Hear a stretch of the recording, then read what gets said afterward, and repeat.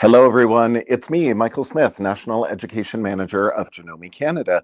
Oh, perhaps are you a quilter? Have you finally got all of your quilts quilted and beautifully bound? But there's one more step. You need a label on the back. Now, it's something I dreaded for years. When I started labeling my quilts, I used one of those permanent pens. And though they say permanent, you definitely need to do your testing. Over time they start cracking, they fade, some will even turn a different color. Not nearly as professional. Doesn't this look much better? It's definitely going to last a lot longer and certainly look more professional. Beautifully embroidered quilt label. So all you need is the Janome 100E embroidery only machine. This is the ideal, perfect entry-level embroidery machine. Some convenient controls, but a lot of bells and whistles. Easily transportable as well. You could take it to class. Now it comes with this 5.5 by 5.5 inch hoop, so big enough for you to do your label with all of your information, even include some designs, including fonts, so you can totally customize however you wish. The steps to make a quilt label so easy, I'll show you how. The steps to create your quilt label are so simple, and it's up to you to decide whatever information you'd like on them. I usually include the name of the quilt, if it has one, the designer's name, in this case, my fabulous quilt in a day. I've even included some of the built-in embroidery designs that are built into the Janome MemoryCraft 100E, as well as all Janome embroidery machines. I, of course, put my name. You could even put in the year that you've made the quilt and where. Yes, this can become the whole history of this quilt. So long after you're gone, then people can go back to see where that quilt originated. Now, it's a wonderful thing, especially if you give these quilts away, so your friends and family can always remember the fabulous person that made that quilt. So very simply, we turn on our MemoryCraft 100E in this case, and we go into, I like to start with this editing icon. Click on that. There is our 5.5 by 5.5 inch hoop included. So each of those gridded lines that you see on the LCD screen coordinates with the gridded template that comes included with our 5.5 by 5.5 inch hoop. So we know for placement, we can align, for example, a line of text right up against one of those lines, and we can see where that will be on our fabric.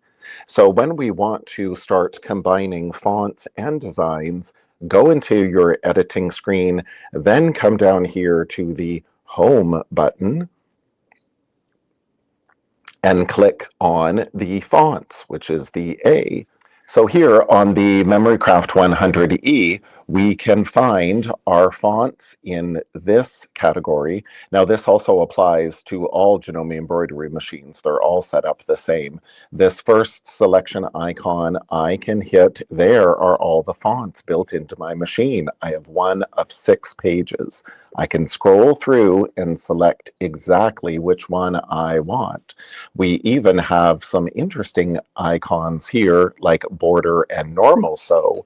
That's where these embroidery designs came into place. These look a lot like the decorative stitches that are built into our sewing machine, but now they are in our embroidery machine, and you will find them in the border and normal sew categories that's within the font category. We even have monograms, some 2-letter and 3-letter monograms. So, yes, we can even monogram my initials here on this cute little pouch that I've made. We can monogram towels. There's so much we can do with our Janome embroidery machines. So when we go back and select, which font do I want? I'll select this typist. Now, the next icon over, we have the orientation. We have an AB that's vertical and an AB that is selected in blue that is horizontal. That means my text is going to go across my embroidery hoop. If we selected the vertical AB, it is going to stitch vertically in the embroidery hoop. So we can totally customize. I'm going to go horizontal in this case. The next icon over is SLM, which stands for small, medium, and large. So do we want a small capital A in this case? Do we want a medium capital A, or do we want a large capital A? So you can see the progression of the size. How much room do you have on your label, for example, will determine how big you'd like your letters. To delete this, we can simply hit the trash can, or we can go down to the cursor button, and that will move the cursor over to the letter we would like to delete. Whatever is in blue means it's active. So then I can hit my trash can, it's gone. The next icon over is capital A or lowercase a. This will determine the size of our letters. So we can capitalize the first letter if we would like, and then all lowercase. That will take up less space in our row than if this was all capitals. Again, you have complete control. And the next icon over is if we would like to save this quilt label and put it into a folder, we can either save it on the machine or ultimately save it to a USB stick. So then we always have it. We don't need to do all of these preliminary steps. We can just simply retrieve the file and stitch out as many labels as we wish. You can say whatever you wish on your quilt label. I usually start with the name of the quilt. So I'll just say, in this case, quilt sample. So I'll start with a capital Q and large, and then I'm going to switch my letters to medium, and then I'll do lowercase to spell quilt.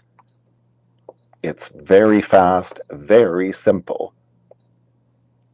Now I can scroll through the icon here to see we have a large space or a little space in between my two letters. So when I say quilt sample, for example, I'm going to go back to the capital A, I'll go back to the capital L to do my capital S, then I'll go back to lowercase, and I'll go back to medium. Now this chime, do you hear? I can't write any more in this line. Not a problem. I can just delete this. There is my quilt. I hit OK. So there is my word quilt.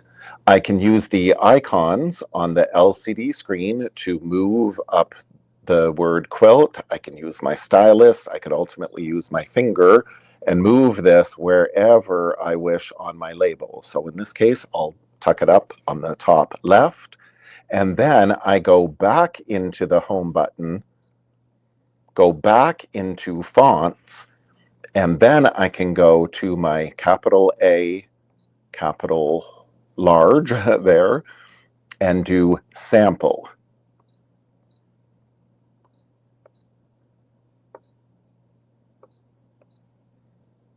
There, that's good. I hit OK, and then I can choose to move this over however I wish. It's very easy to add an embroidery design to your quilt label to combine it with fonts, or we can add in these very cute little embroidery designs that are found within the font category.